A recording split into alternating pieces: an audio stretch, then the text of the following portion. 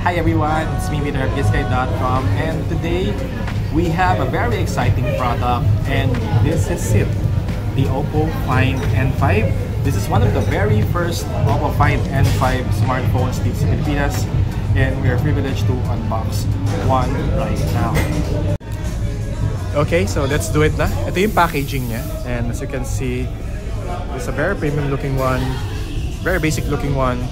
Simple, Find N5, Oppo, and the Hasselblad collaboration yung kita dito. So, I'll begin na. Open na natin. Yan. I like na ganito siya. Madali lang buksan. And I think they also made this box with eco-friendly materials. So, ayan. The first thing we will see here is obviously, ito, telepono itself. Uy, wow! Ang nipis naman! Yung talagang highlight nito eh. Kaya ako na-excite talaga sa kanya kasi ang nipis as you can see here. But before we open this, tingnan natin yung laman. So here, you get a power brick. I guess this is an EU power brick, Europe or basta sa ibang bansa. 80 watts siya and Type A to Type C. Okay, Superbook. Mabilis mag-charge yan. And then what is this? Sana maganda yung case. And yes, meron din siyang free case na kasama. And I think maganda siya kasi merong cover yung kanyang hinge. Yung part na to. Nice. Then you get this SIM ejector tool and the paper documentations. So yan na, I think yan na yung laman ng box niya talaga. I'm sorry I missed this. Meron pa siyang Type A to Type C cable. And I'm glad na at least meron pa rin siyang mga chargers included sa package. Meron ka pang power brick and meron ka ng cable. Kasi sa iba, inaalis na to eh, di ba? And upon closer inspection, yung cover screen niya is meron pa ring screen protector. And that is nice to know. Nipis! Okay. This is the unit in black, by the way. Obviously, yung highlight ng teleponong ito is yung kanyang nipis. And as you can see here, ayan, super nipis niya. I think this is the very first foldable smartphone na under 9mm yung thickness. And malaking achievement yun kasi sila yung first na nakagawa nun. And in particular, it is at 8.93mm. So halos kasing nipis lang siya ng regular smartphone. Mas makapal pa nga yung isang phone na to eh, with case eh. Diba? So, ganun siya guys kanipis. And for me, malaking feat talaga yon kasi mas packetable siya, mas sleek siya tingnan. And despite that, sabi ni Oppo, mas pinatibay nila yung body ng phone na to. Yung gamit niya ngayon is yung tinatawag nilang titanium flexion hinge. So sabi ni Oppo, it makes yung kanyang inner display up to 70% stronger compared to its predecessor. Eh, ang ganda na ng N3 dati. Talagang mas maganda pa to ngayon. Aside from that, I think ito rin yung merong pinakamataas na IP rating on a foldable smartphone today. It has IPX6, IPX8, and IPX9. Triple certification yon against water ingress. So kahit malublob mo ito ng konti sa tubig, I think it will be fine. Ang kulang na lang talaga sa foldables ngayon is yung rating for dust, diba? But otherwise, it feels very solid. And I think this will be better compared sa last year model nila. Ayan, tingnan nyo to guys. Ay no, sobrang nipis talaga. I think ito na yung limit ng USB Type-C. Pag ninipisan mo pa dito, baka wala ng space para hindi siya masira. Ang gagawin mo na next siguro is wireless charging and wireless file transfer. Pag nakabukas siya na parang ganito, it is just at 4.21mm. But of course, medyo mas makapal ng konti yung kanyang cameras kasi may camera bump pa rin siya. But very minor na yun eh, negligible na yun eh for a foldable smartphone. This is impressive. Structurally sound, parang matibay talaga siya. And ito pa guys, tingnan nyo to.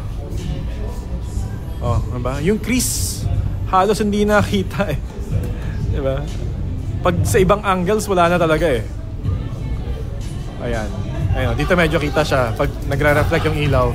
Pero pag wala oh, 'di ba? Hindi na halata oh. Galing. Yung units namin dito, kasi minute namin si Oppo Philippines eh.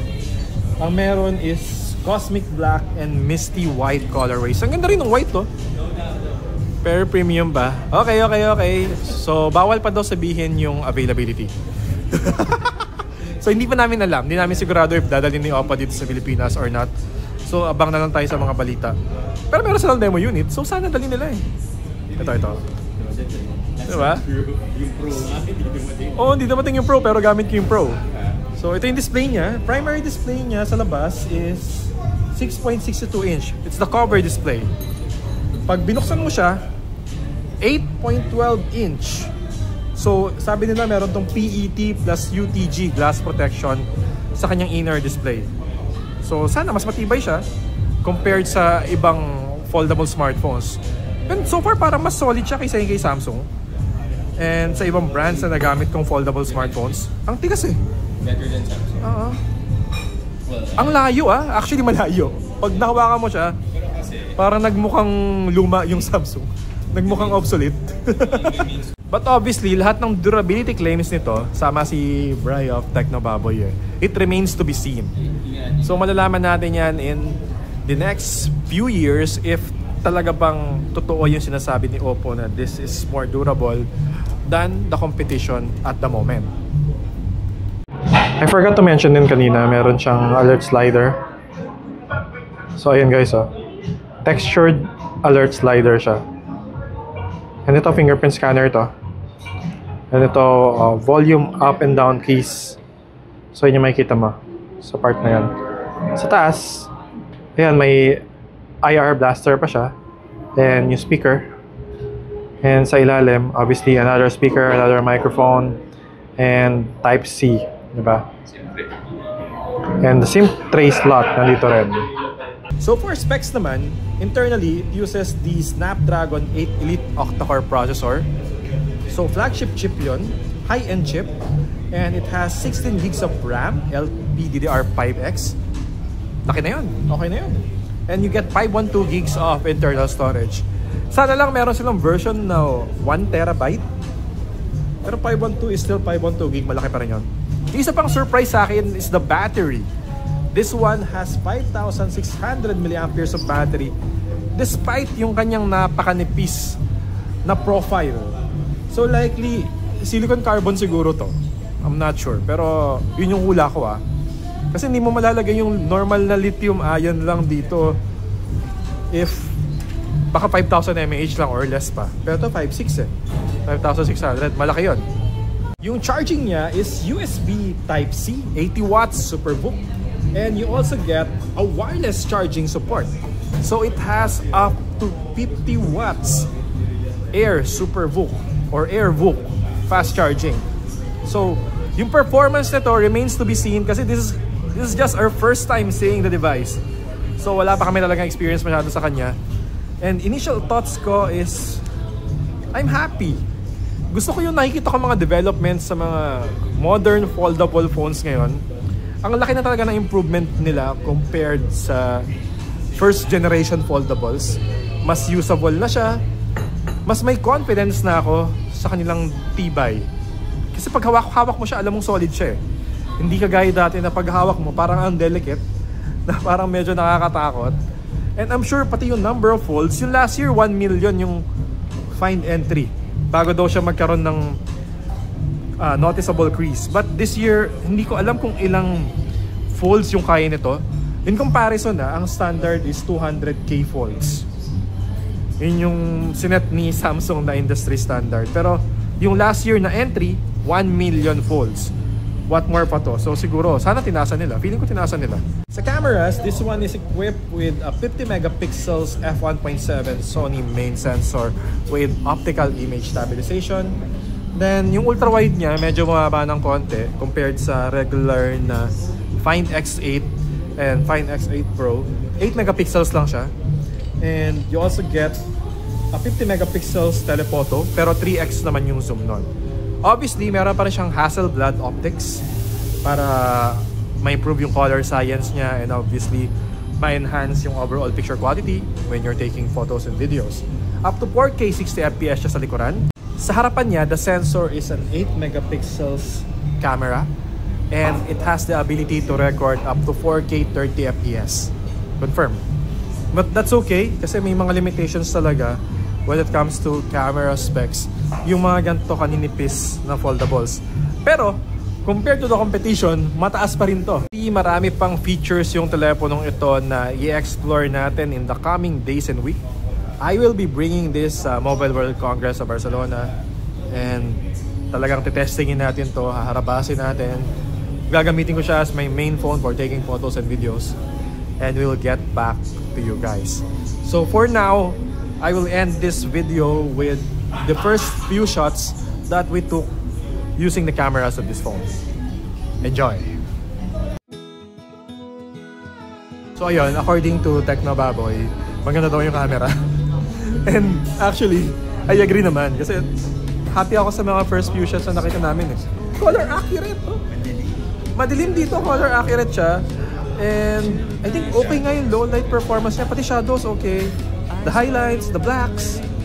Kahit mag-zoom ka, 3x zoom, very vibrant, yung mga pagkain mo, maganda yung kulay. Oo, okay yung details niya, crisp. So we will be testing siya kung okay ba siya sa portraits and many more very soon. So ayun guys, eto na. Quick lang tayong video, di ba? Ito yung first look natin. First look natin sa new Oppo Find N5. This is the slimmest foldable smartphone in the world pag tiniklop mo. Kasi meron pa mas manipis pag binuksan mo naman to. Pero wala na akong reklamo eh. So far sa build niya, parang wala akong makitang major weakness. Oo. Siguro, baka kung meron naman, baka minor na lang. Siguro yung dust resistance. Although lahat naman ng foldables, wala pang rating for that. The typical weakness ng displays. Yeah, and sana yung sana yung display niya tumagal. Yeah. Diba? They claim naman na tatagal talaga to. Yung entry last year, 1 year ko halos ginamit eh. Walang pinagbago sa performance eh. So this is a different model. So sana ganun din to or better pa. So, anyway, yun na guys. Again, this is Peter of GSky.com. Thank you so much for watching. Abangan niyo yung aming review and full testing ng device ito. We will be sharing more insights about it in the coming days. Goodbye!